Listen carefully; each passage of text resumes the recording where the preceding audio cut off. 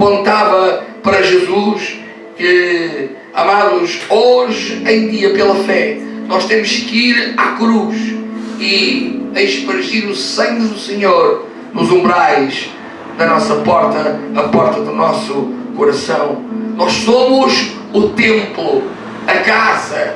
Estão a entender, amados? E a casa tem porta. A porta é o nosso coração. Por isso o Senhor diz: cuidado, cuidado com aquilo que procede do coração, procede saídas para a vida, saídas para a morte. Fecha a porta e abre a porta àquilo que deves abrir, àquilo que deves fechar, porque é importante. E nos umbrais da porta do nosso coração deve estar sim espargido o sangue de Cristo. Pela fé nós vamos à cruz do Calvário. Temos que o fazer todos os dias, amados irmãos. Todos os dias. Por todos os dias a poeira deste mundo nos suja, e é o sangue de Cristo que nos purifica de todo o pecado. Eles tinham que comer pão sem fermento e ervas amargas. Pão sem fermento significa sem pecado, impecabilidade. Apontava para Cristo, o único que nunca pecou. Cristo nunca pecou. E aqui, amados irmãos, é importante referir que o Senhor venceu Satanás como homem, 100% homem. Há teorias, amados irmãos, que dizem que não. Deus ajudou o seu filho, ou o próprio Jesus, que também era 100% Deus, utilizou alguns truques para aguentar, para suportar, porque era impossível. Não, foi possível. Ele venceu e cumpriu a lei. Não houve nele engano algum, não só na sua boca, nem na sua mente, nem no seu sentimento, nem no seu intelecto, nem no seu sentimento, no seu coração. Não houve pecado. E porque ele venceu e cumpriu também a lei, agora, aleluia, Satanás passou pela vergonha de ser vencido por um homem. Ele derrotou um homem, mas ele foi vencido por um homem. Glória a Jesus.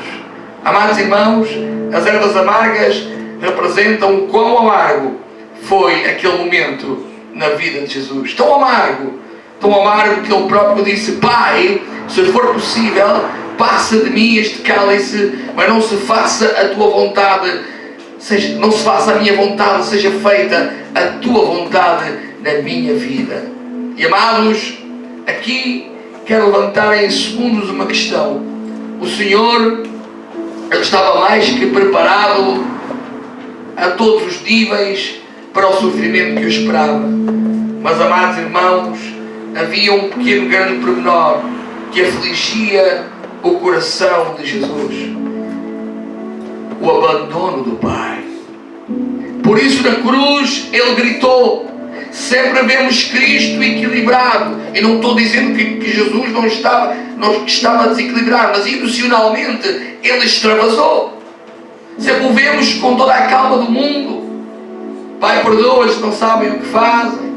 João, olha aí Maria, cuida dela, equilibrado, sempre como homem, mas equilibradíssimo. Mas quando ele sente o abandono do Pai, ele grita: Deus meu, por que me desamparastes? Essa foi a aflição maior de Cristo, o abandono do Pai. Porquê? Porque ele estava carregando os nossos pecados, as nossas faltas, os nossos erros. Os irmãos estão entendendo? Bem amargo foi, mas o Senhor teve que beber o cálice até ao fim. Estar vestido, calçado e com um bordão na mão, preparados para sair a qualquer momento, é exatamente o que neste momento a Igreja do Senhor tem que estar fazendo. Entendem? É como temos que estar esperando a vinda de Jesus. O Senhor voltará como um ladrão de noite, e diz que é no abrir e fechar de olhos que acontecerá. Estarão dois ceifando no campo, um será levado e outro será deixado. Estarão dois viajando, estarão dois dormindo. Amados irmãos, um será levado e outro será deixado. Repentinamente, mães procurando os seus filhos, as suas crianças, porque elas são do Senhor. Amados, será horrível esse dia. Que Deus nos prepare e tenhamos, sem dúvida, esta condição na nossa vida, este item na nossa vida, vestidos com a armadura, calçados com o Evangelho da Paz e o bordão na mão. Glória ao Senhor. Fala de autoridade espiritual. Oh, glória a Deus. Que o Espírito do Senhor possa falar e contender com o nosso espírito que somos sim filhos de Deus, e tranquilizar o nosso coração em nome de Jesus.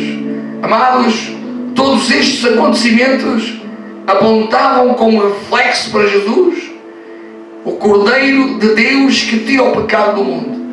Havia em todos estes acontecimentos uma figura tipo projetando para Jesus Cristo. E eu calculo a ansiedade do povo. Não eram 5, nem 10 anos, nem 20 anos, gerações, 430 anos de cativeiro, mas estava próxima a sua libertação. Glória a Jesus. Próximo a sua libertação.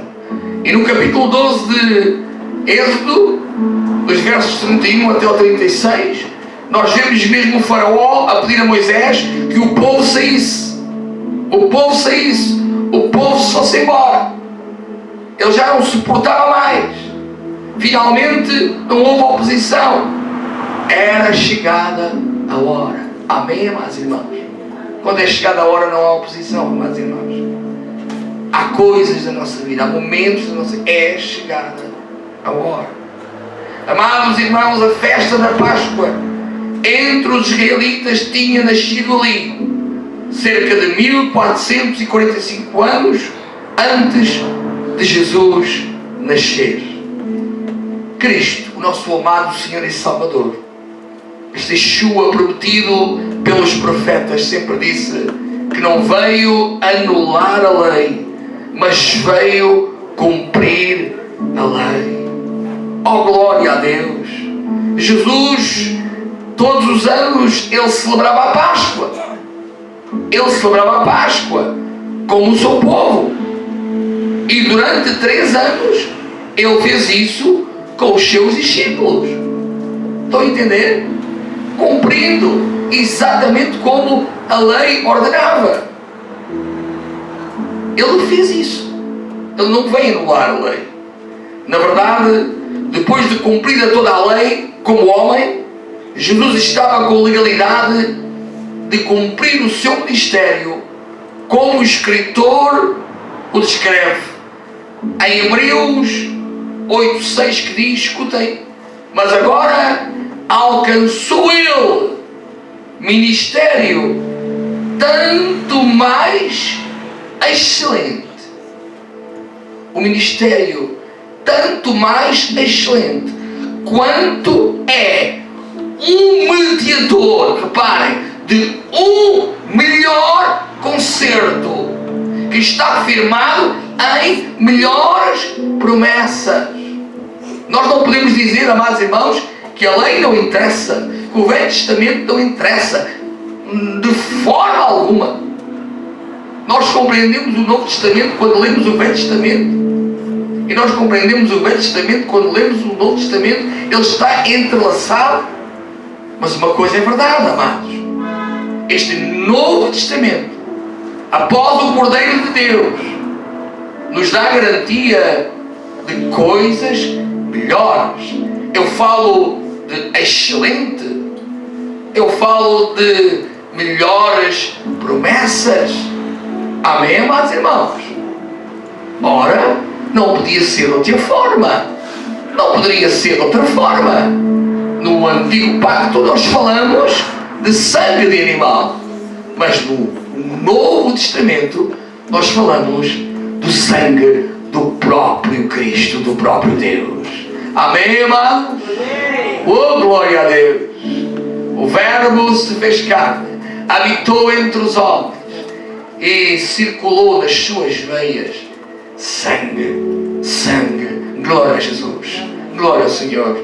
Eu gostava de ler com os irmãos em Lucas, no capítulo número 22. Eu não quero ser demorado, mas vamos concluir este tema Páscoa, porque ele é importante e não deve ser apenas um tema anual, mas um tema diário. Diário, glória ao Senhor.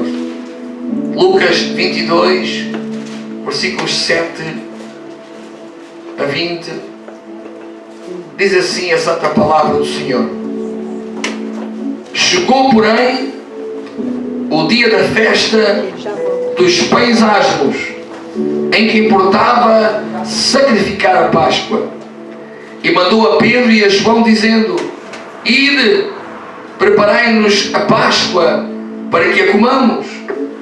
E eles lhe perguntaram: Onde queres que a preparemos? E ele lhes disse: Eis que quando entrares na cidade, encontrareis um homem levando um cântaro de água. Segui-o até à casa em que ele entrar. E direis ao pai de família da casa: O mestre te diz: Onde está o aposento em que hei de comer a Páscoa com os meus discípulos? Então ele vos mostrará um grande cenáculo mobilado. Aí fazei os preparativos. E indo eles, acharam como lhes havia dito, e prepararam a Páscoa. E chegada a hora, pôs-se à mesa, e com ele os 12 apóstolos, e disse-lhes: Desejei muito comer convosco esta Páscoa antes que padeça, porque vos digo que não a comerei mais até que ela se cumpra no reino de Deus. E tomando o cálice e havendo dado graças, disse: Tomai-o e reparti-o entre vós, porque vos digo que já não beberei do fruto da vida até que venha o reino de Deus. E tomando o pão e havendo dado graças, partiu e deu-lhe, dizendo: Isto é o meu corpo que por vós é dado, fazei isso em memória de mim. E o último versículo 20: Semelhantemente tomou o cálice depois da ceia, dizendo: Este cálice é o Novo Testamento no meu sangue, que é derramado por vós. Glória ao Senhor. Amados, reparem, este texto mostra o cumprimento da lei até ao fim. Até ao fim. E o começo de algo novo. Ou seja, o nascimento da Igreja de Jesus naquele cenáculo. O verso 7: Importava sacrificar a Páscoa. Importava sacrificar a Páscoa. Importava cumprir até ao fim. Jesus quis cumprir até ao fim e cumpriu. Por isso, por mérito próprio, tem o ministério de ser o mediador entre Deus e os homens. Não há outro caminho, não há outra salvação a não ser através de Cristo e as suas carnes rasgadas na cruz do Calvário. Glória ao Senhor. Mediador entre Deus e os homens, num concerto de promessas, promessas maravilhosas, promessas que não são apenas terrenas, mas promessas eternas. Posso ouvir um amém da igreja? Amém. Promessas eternas. Aleluia. Apoiadas por Ele próprio. E Ele não falha a sua palavra, Ele cumpre a sua palavra. Eu quero dizer que nesta tarde tu tens promessas de Deus para a tua vida. Quem tem promessas de Deus para a sua vida? Nós temos promessas de Deus para a nossa vida, esta vida que estamos vivendo, esta vida, amados irmãos, que passa rápido, mas temos promessas eternas, promessas que extravasam esta vida. A Deus toda a honra e toda a glória. Por isso não foi um homem que prometeu, foi o próprio Deus que prometeu. E quando Deus promete, Ele cumpre, Ele vela pela sua palavra para cumprir. Os versículos 8 a 13 que nós lemos mostram-nos a forma maravilhosa como tudo está ao serviço do Rei dos Reis, o nosso amado Jesus. Pedro e João serviram o Senhor preparando a refeição. Disse Pedro e João: A indicação é: eis que quando entrares na cidade, encontrareis um homem levando um cântaro de água. Segues o homem até à casa dele e dizes que Jesus precisa da casa dele. Fantástico, meus irmãos. Pedro, habituados a ver os milagres que Jesus fazia, isto não era nada. E eles assim o fizeram. Este homem anónimo, não conhecemos o nome dele, mas é conhecido como o homem do cântaro de água na mão. Foi assim que Pedro e João o reconheceram, não é? Ele cedeu o cenáculo. O cenáculo que se tornou o berço da igreja. A igreja que nasceu ali. Amados, é tão gostoso, mas tão gostoso, podermos entregar as nossas coisas ao serviço da obra do Senhor. Amém, igreja? Alguém já sentiu esse prazer? Esse prazer espiritual? Quando a igreja precisa de alguma coisa e tu satisfazes, preenches a necessidade, é conquistando-os, servindo diretamente ao Senhor. Deus diz na sua palavra, como podemos dizer que amamos a Deus que não vimos, se depois não amamos o nosso irmão que vimos. O amor